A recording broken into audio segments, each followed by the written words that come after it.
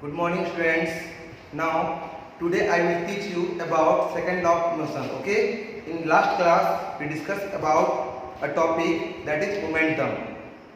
Because use of momentum in second law of motion. We use this law momentum, and law of momentum is used in this law. Clear? So, firstly, we know about second law of motion. कि second law क्या है? Okay. तो first of all, ये हम लोग जान रहे हैं कि पहले भी हम बोले थे आपको कि मोमेंटम अगर नहीं समझ पाइएगा तो सेकंड लॉ ऑफ मोशन भी क्लियर नहीं होगा। तो यहाँ पे हम लोग आज क्या देखेंगे, पहले जानेंगे सेकंड लॉ ऑफ मोशन को, उसमें जो फोर्स और मोमेंटम के बीच में रिलेशन है, और फर्दर से क्या करेंगे, फोर्स का मैथमेटिकल फॉर्मूला डिराइव करेंगे। ओके, तो क्या देखिए, the rate of change in momentum of a body is directly proportional to the applied force and takes place in the direction in which the force acts. That is, force is proportional to change in momentum per unit time. Okay? कहने का मतलब ये हुआ कि कोई body momentum में है। Momentum में कब होगा, जब वो बॉडी मूव करेगा, और किसी बॉडी का मोमेंटम को टाइम के रिस्पेक्ट में चेंज करने के लिए हम क्या करना पड़ेगा, फोर्स में चेंज होगा। यानी कि किसी भी बॉडी का जो मोमेंटम चेंज हो रहा है वो किस पे डिपेंडेंट है, फोर्स पे डायरेक्ट डिपेंडेंट है। दैट मीन्स, इसका करने का मतलब ये हुआ कि अगर किसी बॉडी में हम फोर्स को इंक्रीज कर देते हैं, फोर्स बढ़ा देते हैं, कोई मूविंग बॉडी है, उसका मोमेंटम पहले कुछ वैल्यूज का है, अब क्या किए, उसमें और फोर्स हम इंक्रीज कर दिए, तो मोमेंटम में चेंज तो होगा, बट वो चेंज कैसा होगा, पॉजिटिव चेंज। और जब हम फोर्स बढ़ा रहे हैं तो कुछ ना कुछ टाइम लगा, यानी कि ये चेंज होगा मोमेंटम में, इसमें कुछ ना कुछ प्रॉपर टाइमिंग लगेगा। क्लियर? ठीक उसी तरह से अगर किसी बॉडी के फोर्स को हम डिक्रीज करते हैं, कोई मूविंग बॉडी में फोर्स लगाए हैं, यानी कि किसी बॉडी में फोर्स लगाए तो वो मूव करना शुरू किया, अब अगर उसमें अप्लाइड फोर्स को डिक्रीज कर दिया जाए तो मोमेंटम भी टाइम के साथ क्या हो जाएगा, डिक्रीज करेगा। That means change in momentum is directly proportional to applied force. Clear or not? Clear? That means कह सकते हैं कि किसी बॉडी, किसी मूविंग बॉडी का मोमेंटम को चेंज करने के लिए, चेंज मतलब से पॉजिटिव नहीं होगा, यानी कि मोमेंटम घटाने और बढ़ाने के लिए हमको क्या करना पड़ता है, फोर्स को घटाना और बढ़ाना पड़ता है। अगर फोर्स घटाएंगे मोमेंटम भी कम होगा, अगर फोर्स को बढ़ाएंगे मोमेंटम भी बढ़ेगा, है ना। और जिस डायरेक्शन में फोर्स लग रहा है, ये चेंज भी क्या होगा, उसी डायरेक्शन में देखने को मिलेगा। कहने का मतलब ये हुआ कि जो मोमेंटम में जो चेंज देखने को मिलेगा वो डिपेंड करेगा डायरेक्शन ऑफ फोर्स पे। जिस डायरेक्शन से फोर्स लग रहा है उसी डायरेक्शन में क्या होगा, मोमेंटम में चेंजिंग आएगा उस बॉडी में। क्लियर है? अब इसको हम मैथमेटिकली प्रूव करके देखते हैं। तो यहाँ तक तो कोई दिक्कत नहीं होगा, बस ये जानिए कि किसी भी बॉडी का मोमेंटम को चेंज करना हो तो क्या होगा, करना पड़ेगा हमको, उसके लिए हमको उस बॉडी के फोर्स को चेंज करना पड़ेगा with respect to time in the specific direction. Clear? अब देखिए यहाँ पे, force is proportional to change in momentum by time taken. That means rate of change of momentum is directly proportional to applied force. अब जाहिर सी बात है, यहाँ पे क्वेश्चन ये अराइज होता है कि मोमेंटम जो है उसको क्या करते हैं, p से डिनोट करते हैं, और p इक्वल टू क्या होता है, मास इनटू वेलोसिटी। क्लियर है? तो कभी भी किसी बॉडी का मास तो चेंज नहीं करते, मास क्या कांस्टेंट टर्म है, तो चेंज क्या करना पड़ेगा, वेलोसिटी। ओके, दैट इज, लिख सकते हैं इसको, फोर्स को f से डिनोट करें, f is proportional to change in momentum. तो मोमेंटम में क्या चेंज होगा, मास तो सेम रहेगा, है ना, और यहाँ पे टाइम जो लगेगा, लेकिन ये जो मोमेंटम में चेंज हो रहा है किससे, वेलोसिटी में। तो अगर हम सपोज कर लें कि फाइनल वेलोसिटी क्या है, v है, और इनिशियल वेलोसिटी u है, तो मान लीजिए कोई बॉडी u वेलोसिटी से मूव करना शुरू किया, और आफ्टर सम टाइम उसका वेलोसिटी क्या हो गया, v हो गया। तो चेंज क्या हुआ वेलोसिटी में, फाइनल वेलोसिटी माइनस इनिशियल, यानी कि v माइनस u। यहाँ पे क्या लेंगे, m into v minus u by t। यहाँ पे क्या है आपका, u हो गया इनिशियल वेलोसिटी, v हो गया फाइनल वेलोसिटी, m हो गया मास, t हो गया time taken for this change, और f हो गया फोर्स। अब इसको थोड़ा और सिंपलीफाई करते हैं। ओके,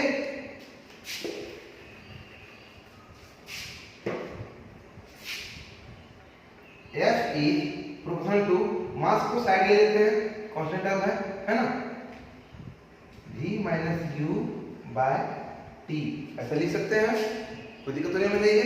अब आप लोग लास्ट क्लास में फर्स्ट चैप्टर जो हम लोग पढ़े थे मोशन में पढ़े होंगे change in velocity with respect to time is known as acceleration. और एक्सेलरेशन भी क्या है, पॉजिटिव भी हो सकता है और नेगेटिव भी हो सकता है। चेंज मतलब ऐसा नहीं कि बढ़ेगा, घट भी सकता है और बढ़ भी सकता है, कांस्टेंट रेट से मूव नहीं करेगा, या तो इंक्रीज करेगा या फिर डिक्रीज करेगा, इसके रिस्पेक्ट में, टाइम के रिस्पेक्ट में। यानी कि हम पहले पढ़ चुके हैं एक्सेलरेशन a इक्वल टू क्या होता है, final velocity minus initial velocity by time taken for this change, और simply without vector notation a equal to v minus u by t। तो यहाँ पे क्या है, v minus u by t, तो इसको लिख लीजिए, बट क्या है, v minus u by t this equal to a, है ना। तो क्या करेंगे, a का जो वैल्यू यहाँ पे v minus u by t से हम क्या करेंगे, a पुट कर देंगे, okay. So putting the value of v minus u by t in this equation number 1, let this is equation number 1, this is equation number 2, so we can write that from equation 1 and 2 what happened। अब देखिए यहाँ पे क्या है, force is proportional to m v minus u by t. अब यहाँ पे m को बाहर किए तो क्या है, f is proportional to m v minus u by T.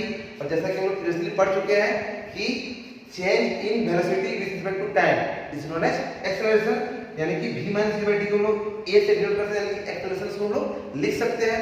तो क्या आ जाएगा, अब इक्वेशन 1 में इक्वेशन 2 का जो v minus u by t equal to a, उसको हम लोग क्या कर देंगे, पुट कर देंगे। ये जो टर्म है इसके जगह क्या करेंगे, हम लोग t यूज करेंगे, यानी कि ये देखना v minus u by t, इसके जगह हम लोग एक्सेलरेशन a को यूज करेंगे। That means f is proportional to mass into, अब क्या था, ये जो v minus u by t था इससे हम लोग a ले लीजिए,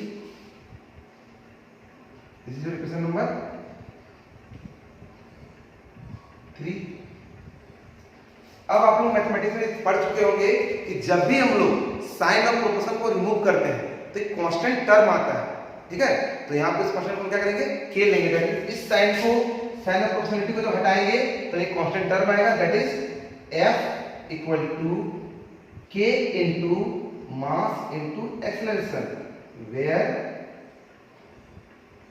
k is a constant, right, ठीक है। एक बार देख लीजिए, साइड हट जा रहा हूं ताकि नोट डाउन कर सकें इसको।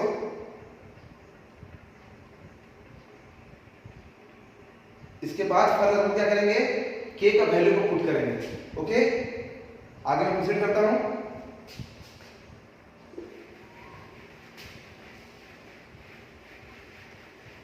अब देखिए सिंपल है, कुछ नहीं है, बस थोड़ा सा ध्यान दीजिए। जैसे फोर्स का वैल्यू क्या दिया है, k इंटू एम ए। अब एसआई यूनिट में हम बात करें, एसआई यूनिट में सब लोग यूनिट वैल्यू को लेते हैं, in SI unit, in SI unit k equal to 1। अब बोलिए सर 1 कहां से ले आए, हाउ कैन इट पॉसिबल। तो सिंपली जानिए, अगर एसआई यूनिट में मैं आपको बता दे रहा हूं, वैसे इसको सॉल्व करना नहीं रहता, लेकिन मैं बता दे रहा हूं आपको ताकि आप लोगों को प्रॉब्लम ना हो, ओके गाइस। देखिए एसआई यूनिट में फोर्स का क्या यूनिट होता है, न्यूटन, दैट इज 1 न्यूटन लिए इक्वल टू k। मास क्या हो जाएगा एसआई यूनिट में 1 kg, तो यहां भी 1 लिए। फिर एक्सेलरेशन क्या हो जाएगा 1 मीटर पर सेकंड स्क्वायर, तो इधर भी 1 इधर भी 1, यूनिट नहीं लिखना चाहिए, यूनिट कट जाएगा, तो यूनिट भी लिखते हैं। 1 न्यूटन लिए, तो यहाँ पे क्या हो गया 1 kg into 1 metre per second square. तो समझिए बात को। अभी हम लोग डिराइव किए हैं force equal to mass into acceleration, है ना। यानी कि ये जो न्यूटन वैल्यू 1 न्यूटन वही कितना होगा, 1 न्यूटन इक्वल टू होता है 1 kg into 1 metre per second square. आगे फिर देखेंगे डिटेल में। बस 1 न्यूटन क्या होता है, क्योंकि फोर्स का फॉर्मूला क्या है, मास इनटू एक्सेलरेशन। तो न्यूटन इसके बारे में पता किए थे सेकंड लॉ ऑफ मोशन के द्वारा, तो इसका क्या कर दिया गया, यूनिट लिया गया न्यूटन। 1 न्यूटन के बराबर क्या होगा, 1 kg into 1 metre per second square, है ना। This equal to k into 1 kg into 1 metre per second square. तो मीटर पर सेकंड से कट गया, kg भी कट गया, तो क्या बचा 1 equal to k, that is k equal to 1। तो SI यूनिट में अगर पुट करेंगे वैल्यू, यूनिट वैल्यू ले फोर्स का, यूनिट वैल्यू ले मास का और यूनिट वैल्यू ले एक्सेलरेशन का, तो k का वैल्यू कितना आ रहा है, 1 आ रहा है। तो पुट कर देते हैं, तो क्या हो जाएगा, that is force equal to mass into acceleration. This is your equation number 4। Clear. तो ये हमारा डेरिवेशन निकल गया, force equal to mass into acceleration by the help of second Newton law of motion. यानी कि हम कह सकते हैं कि ये जो मैथमेटिकल डेरिवेशन हम लोग को मिला है फोर्स का, वो कौन दिए, न्यूटन दिए। अब हम लोग आगे कुछ रिलेशन देखेंगे फोर्स, मास और एक्सेलरेशन का। क्लियर, इसको रब करते हैं।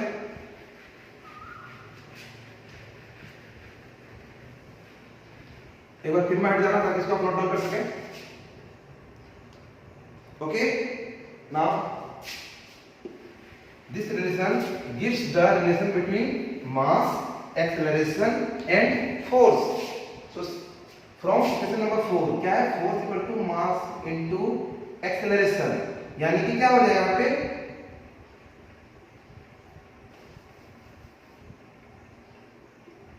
from equation 4 क्या मिला आपको, force is directly proportional to mass and force is directly proportional to acceleration। यानी कि किसी बॉडी का मास ज्यादा होगा तो उस पे ज्यादा फोर्स का नीड होगा, किसी बॉडी का एक्सेलरेशन ज्यादा होगा तो उस बॉडी को अगर हमको स्टॉप करना है तो क्या करना पड़ेगा, हमको ज्यादा फोर्स लगाना पड़ेगा। या फिर किसी बॉडी का एक्सेलरेशन को इंक्रीज करने के लिए हमको ज्यादा फोर्स का नीड होगा। या फिर कोई ऐसा बॉडी जिसका मास ज्यादा है, उसका एक्सेलरेशन लाने के लिए क्या करना पड़ेगा, आपको ज्यादा फोर्स लगाना पड़ेगा। तो हम कर सकते हैं कि फोर्स, मास और एक्सेलरेशन दोनों से क्या है, डायरेक्ट प्रोपोर्शन में है। अगर फोर्स बढ़ेगा तो उस बॉडी का एक्सेलरेशन भी बढ़ेगा, और किसी बॉडी का ज्यादा मास है तो उसमें ज्यादा फोर्स का नीड होगा। ओके, आगे का रिलेशन निकालते हैं। जैसे फोर्स इक्वल टू क्या है, मास इनटू एक्सेलरेशन, तो इसको लिख सकते हैं acceleration equal to force by mass हो जाएगा, क्योंकि इधर क्या है मल्टीपल, इधर आके डिवाइड हो गया, यानी कि क्या हो जाएगा, acceleration is proportional to force and acceleration is inversely proportional to mass. इसका मतलब क्या होगा कि जितना ज्यादा एक्सेलरेशन होगा उतना ज्यादा फोर्स का नीड होगा। आप कह सकते हैं कि किसी बॉडी के एक्सेलरेशन को ज्यादा से ज्यादा बढ़ाने के लिए हमको ज्यादा फोर्स का नीड होगा, हम लोग पहले भी डिस्कस किए। लेकिन अगर किसी बॉडी का मास ज्यादा है तो एक्सेलरेशन कम होगा, यानी कि जिस बॉडी का मास कम है उस बॉडी को हम लोग इजीली एक्सेलरेट कर सकते हैं। जिस बॉडी का मास ज्यादा है उसको एक्सेलरेट करने के लिए हमको क्या चाहिए, बहुत ज्यादा फोर्स का नीड होगा। ओके, अब आगे हम देखेंगे न्यूटन लॉ का एप्लीकेशन क्या है। उससे पहले तो देख लेते हैं एसआई यूनिट। ठीक है, एसआई यूनिट ऑफ फोर्स। तो सिंपली देखिए फोर्स का फॉर्मूला क्या है, निकालेंगे मास इनटू एक्सेलरेशन। अब सिंपली जाते हैं जो बेसिक यूनिट्स है, सिविल यूनिट, फंडामेंटल यूनिट, इससे क्या है, मास का यूनिट क्या होता है, केजी, और एक्सेलरेशन का मीटर पर सेकेंड स्क्वायर, यानी कि फोर्स का यूनिट हो जाएगा KG metre per second square. अब एक खास बात जानिए, जो साइंटिस्ट जिस चीज के बारे में पता करते थे, इन्वेंशन करते थे, उनके नाम पे एसआई यूनिट दे दिया जाता था उनके सम्मान के लिए। अगर आप भी कुछ खोजते हैं तो आपके नाम पे भी उस चीज का क्या होगा, एसआई यूनिट रखा जाएगा। ठीक है, तो चूंकि न्यूटन क्या कहते थे, मोशन के बारे में बताए, फोर्स के बारे में बताए, तो वहां पे उस समय जितने भी जो साइंटिस्ट थे कि न्यूटन के नाम पे एसआई यूनिट रख दिया गया। तो यानी कि जो KG metre per second square है वो न्यूटन के इक्विवेलेंट होगा। That means this is equal to Newton. Symbol क्या होता है इसका? सिंबल होता है कैपिटल एन। तो यानी कि बोल सकते हैं कि ऐसा यूनिट से क्या हो गया? न्यूटन। अब एक मोर इंपॉर्टेंट थिंग है कि अगर कोई पर्सन आपको बोले डिफाइन 1 न्यूटन, कर पाओगे? बहुत इजी है, देखिए बात को समझिए। अगर किसी बॉडी का मास 1 केजी है, उस 1 केजी के मास के बॉडी पे हम फोर्स अप्लाई करें, उस फोर्स के कारण उस बॉडी का एक्सेलरेशन कितना हो? 1 metre per second square. Clear और नॉट? सिंपली आप कह सकते हो किसी भी बॉडी, कोई भी बॉडी लेते हैं, उस बॉडी का मास अगर 1 केजी है, उस 1 केजी के मास पे हम फोर्स अप्लाई कर रहे हैं और उस फोर्स के कारण क्या हो? 1 मीटर पर सेकंड स्क्वायर के रेट से उसमें एक्सेलरेशन हो, तो अप्लाइड फोर्स किसके इक्वल होगा? 1 न्यूटन के इक्वल होगा। या फिर इसको ग्रेविटेशन से अगर इसको प्रूव करना चाहते क्या होगा? सपोज कोई बॉडी है, इसका मास क्या है? 100 ग्राम है। तो 100 ग्राम के मास को अगर पाम पे हम क्या कर रहे हैं? रख रहे हैं, तो क्या होगा? उसमें जो फोर्स लगेगा ग्रेविटेशन फोर्स, वो 1 न्यूटन के इक्विवेलेंट होगा। कैसे? देखिए इसी फॉर्मूला से निकल जाएगा, उसको प्रूव कर देते हैं। तो दो चीज आपको बताया कि 1 न्यूटन को प्रूव करने के लिए दो थिंग्स को यूज कर सकते हैं। पहला ये होगा कि अगर कोई बॉडी का मास 1 केजी है और उसमें हम फोर्स अप्लाइड कर रहे हैं, उस फोर्स के कारण वो body 1 metre per second square के रेट से एक्सेलरेट हो, तो अप्लाइड फोर्स 1 न्यूटन के इक्विवेलेंट होगा। या फिर अपने हाथ पे, अपने पाम पे क्या करें हम? 100 ग्राम का कोई मास को प्लेस करें, तो इस पे जो ग्रेविटेशनल फोर्स लगेगा वो 1 न्यूटन के इक्विवेलेंट होगा। क्लियर? जैसे फोर्स इक्वल क्या? मास इनटू एक्सेलरेशन। तो अगर ग्रेविटेशन की बात करें तो फोर्स इक्वल क्या हो जाएगा? Mass into acceleration due to gravity. यहां पे क्या हो जाएगा? A equal to G। क्यों? क्योंकि यहां पे जो बॉडी में एक्सेलरेशन हो रहा है due to gravitational force of Earth. मान लीजिए कोई बॉडी को हाइट से गिरा रहा है, हाइट पे था, उसको छोड़ दिए, तो क्या है? उसमें कोई फोर्स नहीं लग रहा, सिर्फ एक फोर्स लग रहा है, that is force of gravity. और फोर्स ऑफ ग्रेविटी को मतलब क्या है आपका? उसका जो एक्सेलरेशन जो होगा फोर्स ऑफ ग्रेविटी के कारण वो कितना होता है? वो उसको डिनोट करते हैं स्मॉल g से। उसका वैल्यू क्या होता है? But we know that g equal to कितना? 9.8 मीटर पर सेकंड स्क्वायर। ये 9.8 मीटर पर सेकंड स्क्वायर कहां से आया? इसको हम ग्रेविटेशन चैप्टर में पढ़ेंगे। बस अभी इतना जानिए कि जो अर्थ के ग्रेविटेशन फोर्स के कारण जो एक्सेलरेशन होता है वो 9.8 मीटर पर सेकंड स्क्वायर होता है। और इसको हम लोग कन्वेंशन के लिए क्या करते हैं? कन्वेंशन के लिए मतलब कि मैथमेटिकली प्रूव करने के लिए इसको हम लोग अप्रॉक्स में 10 मीटर पर सेकंड स्क्वायर ले लेते हैं। ठीक है? ताकि कैलकुलेशन में कोई प्रॉब्लम ना हो। एस्टिमेशन पढ़े होंगे मैथ में, एस्टिमेशन ऑफ एनी नंबर, तो क्या करते हैं? नियरली इक्वल जो नंबर होता है उसके इक्विवेलेंट ले लेते हैं। तो यहाँ पे 9.8 क्या है? 10 के नियरली इक्वल है, तो इसमें 10 मीटर पर सेकंड स्क्वायर भी लिख सकते हैं। अब इन केस ऑफ 100 ग्राम मास, जैसे हम क्या बोले थे कि कोई ऑब्जेक्ट को लिए हैं जिसका मास कितना है? 100 ग्राम, उसको अपने पाम पे रख रहे हैं, तो उस पर कितना फोर्स वर्क करेगा? वो कितना होता है? 1 न्यूटन होता है। कैसे होता है देखिए, तो यहाँ पे क्या हो जाएगा? Force equal to mass into acceleration due to gravity. तो मास कितना है? 100 ग्राम है और g कितना है? 10 मीटर पर सेकेंड स्क्वायर। अब एक चीज ध्यान दीजिए, यूनिट सेम होना चाहिए। तो यहाँ पे मीटर पर सेकेंड स्क्वायर में SI यूनिट में है और यहाँ पे ग्राम में है, इस सीजीएस यूनिट में। तो इसको क्या करना पड़ेगा? केजी में कन्वर्ट करना पड़ेगा। तो आप जानते हैं 1000 gram equal to 1 KG, then 1 gram equal to 1/1000 KG. Therefore in 100 gram क्या हो जाएगा? इससे 100 से मल्टीप्लाई हो जाएगा, तो 100/1000 केजी। कोई दिक्कत नहीं? तो अब क्या देखिए, बात को समझिए। यहाँ पे क्या आपका 1 ग्राम का वैल्यू आता है 1/1000 केजी। तो 100 ग्राम में हम बात कर रहे हैं तो कितना आ जाएगा? 100/1000 केजी, है ना? तो इससे क्या करेंगे? 100 ग्राम के जगह पे हम लिख सकते हैं कितना हो जाएगा? F equal two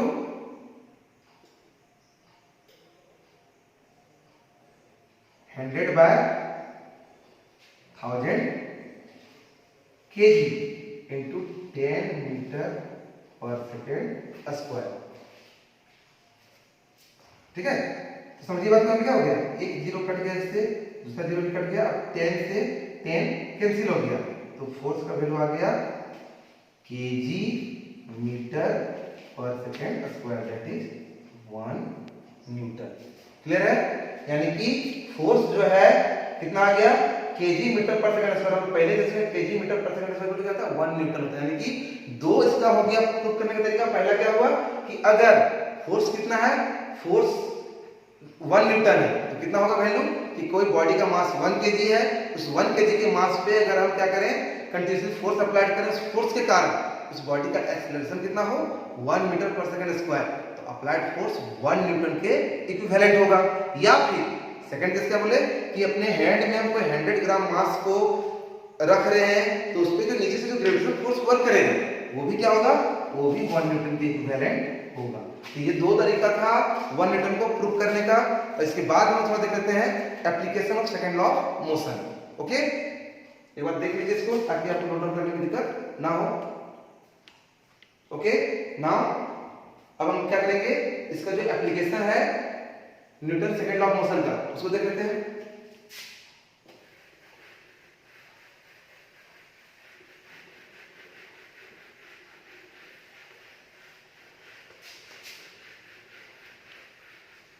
application of second law of motion.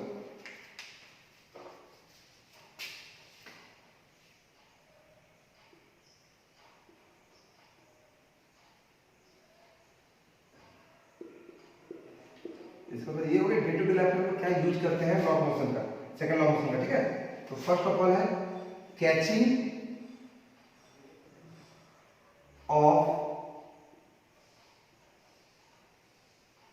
Cricket ball, उसमें से यूज होता है। फिर आपका है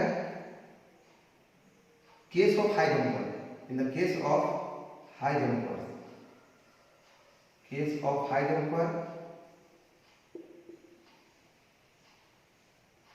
और ले लेते हैं जो मोस्ट इंपॉर्टेंट है, that is use of seat belts.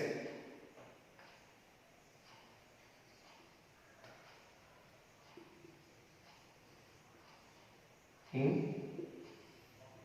Car. Okay, ये तीन है, तीनों को बारी बारी से देख लेते हैं।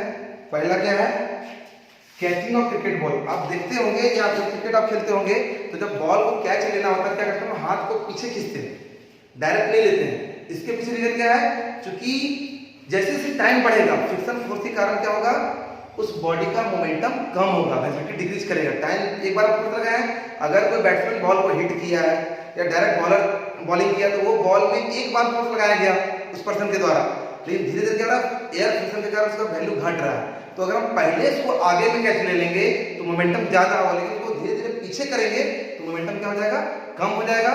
उस कारण से हम लोग को चोट नहीं होगा, हाथ लगेगा, हाथ में इंजरी नहीं होगा।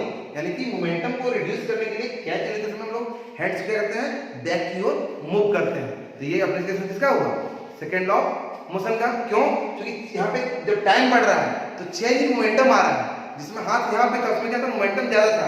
अब जैसे हाथ को पीछे कर रहे हैं तो मोमेंटम क्या हो रहा है, कम हो रहा है। तो मोमेंटम में चेंज हुआ टाइम के रिस्पेक्ट में, तो चोट हम लोग को कम हो रहा है क्योंकि मोमेंटम घट गया। ओके, सेकंड केस देखते हैं, केस ऑफ हाई जंपर। आपको मोमेंटम बताते समय बताया था कि अगर मोमेंटम तुरंत चेंज हो जाए, एट रैंडम अगर चेंज करे, बहुत हाई मोमेंटम से जीरो हो जाए तो इंजरी होता है। ठीक है, तो हाई जंपिंग करते समय क्या करते हैं, वहां पे उन लोगों को हिप ऑफ सेट्स प्रोवाइड करते हैं या फिर गद्दा कसेंस यूज करते हैं। क्यों, ताकि मोमेंटम धीरे धीरे कम हो। यानी कि पहले तो जब ऊपर से कूदा मोमेंटम मैक्सिमम था, उस मैक्सिमम मोमेंटम को मिनिमम करने में टाइम का रेट को लोग बढ़ा देते हैं, ज्यादा टाइम लगता है, तो मोमेंटम धीरे धीरे चेंज होता है, जिससे क्या होता है कि चोट नहीं लगता है, इंजरी नहीं होती है। क्लियर, तो यहाँ पे क्या कर रहे हैं, rate of change of momentum को लोग क्या कर रहे हैं, बढ़ा रहे हैं, यानी कि टाइम को इंक्रीज कर रहे हैं। टाइम को इंक्रीज करने से क्या हो रहा है, मोमेंटम धीरे धीरे चेंज कर रहा है, और फिर फर्दर क्या होता है, चोट नहीं आती है। And last, use of seat belt in car during journey. तो वहां पे भी सेम केस है कि अगर हम सीट बेल्ट नहीं लगाते हैं तो जब ब्रेकर्स आता है या एक ब्रेक लेना पड़ता है, तो कभी एक्सीडेंट्स वगैरह होता है, तो उस केस में क्या होगा, हेड हो गया, हेड ऑन कोलिजन, या फिर शरीर का पार्ट्स क्या होगा, डायरेक्ट टकरा जाएगा बाकी कार के पार्ट से, उससे इंजरी होगा, पर्सन का डेथ भी हो सकता है। क्यों? क्योंकि पहले वो रेस्ट में था, एकाएक मोशन में, क्योंकि शुरू में क्या जब कार में हम लोग हैं तो बॉडी का जो अपर पार्ट है वो तो मोशन में है, कार को मूव कर रहा है, और जो लोअर पार्ट है वो भी मोशन में है। अब एकाएक जब चेंज करेगा उसका, गाड़ी को ब्रेक लगाएगा या फिर एक्सीडेंट होगा तो रेंडमली क्या होगा, या तो उसका मोमेंटम बहुत ज्यादा हो जाएगा या फिर बहुत कम हो जाएगा।